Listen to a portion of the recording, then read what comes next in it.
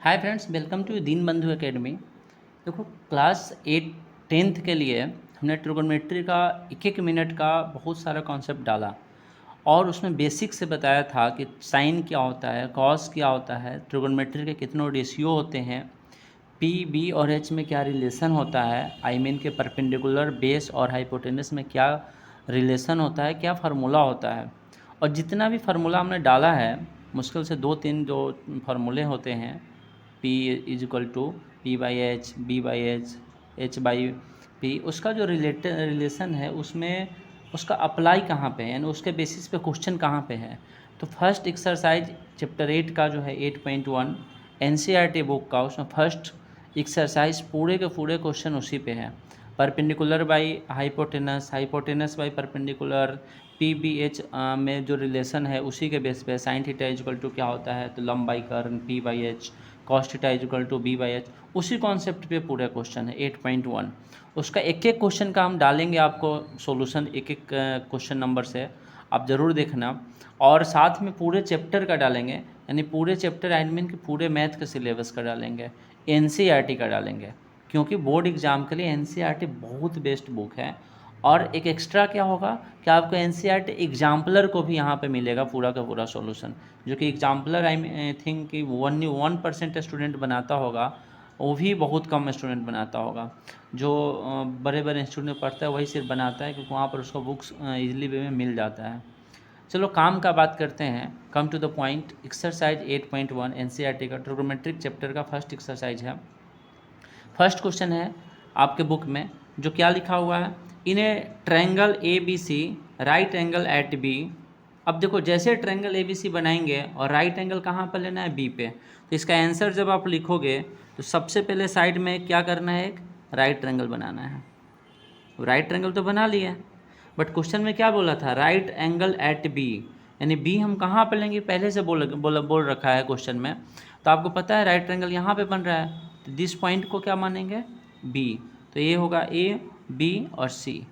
अब आते हैं, देखो ए बी इक्वल टू कितना दिया है, 24 सेंटीमीटर, तो यहाँ पर क्या डाल दो, 24 centimetre. B C equal to क्या गिवन है, 7 सेंटीमीटर।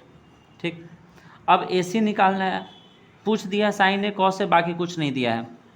सबसे पहले आपको सोचना है, किसी भी राइट ट्रायंगल में तीनों साइड का लेंथ हमें पता होना चाहिए, जिसमें सिर्फ हमें 2 का पता है, 1 का नहीं पता है। और हमने बताया था किसी भी राइट ट्रायंगल में जो लॉन्गेस्ट साइड होता है हाइपोटेनस होता है, दैट इज़ हमें हाइपोटेनस का लेंथ निकालना है। और हाइपोटेनस का फार्मूला भी होता है बाई पाइथागोरस थ्योरम से, लिखेंगे by using Pythagoras theorem, using Pythagoras theorem in triangle ABC, angle B equal to क्या है, 90 degree, therefore H square equal to P square plus B square. इसमें h क्या है आपके पास, AC का स्क्वायर, P क्या है आपके पास, AB का स्क्वायर, और B क्या है आपके पास, BC का स्क्वायर। लिख लिया मैंने। अब AC को क्या करेंगे, यहीं पे रखेंगे, क्योंकि इसका वैल्यू निकालना है। स्क्वायर जब उधर जाता है तो रूट हो जाता है। और AB का वैल्यू कितना गिवन है हमारे पास, 24, तो 24 का स्क्वायर। BC का वैल्यू कितना गिवन है आपके पास, देखो 7, यहाँ पर क्या डालोगे आप, 7 का स्क्वायर। 24 का square root 576 centimetre square, plus यहाँ पे सेंटीमीटर, यहाँ पे 49 सेंटीमीटर स्क्वायर। जब आप इसे ऐड करोगे तो हो जाएगा 625 सेंटीमीटर स्क्वायर। तो 625 किसका परफेक्ट स्क्वायर रूट होता है, 25 का स्क्वायर होता है 25। इसका 2 का बाहर कितना लेंगे, 1 लेंगे। तो ये हमारे पास क्या आ गया, AC का लेंथ आ गया।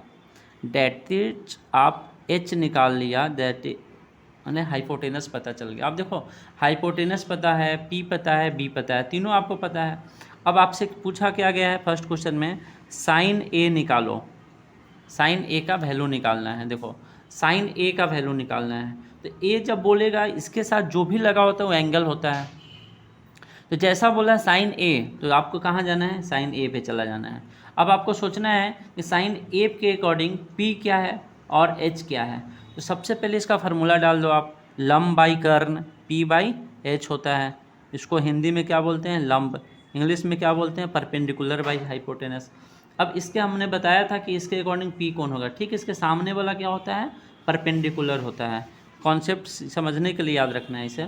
और लॉन्गेस्ट साइड क्या है हमारा, हाइपोटेनस है, तो क्या हो गया 7/25, एक आंसर हो गया 7/25।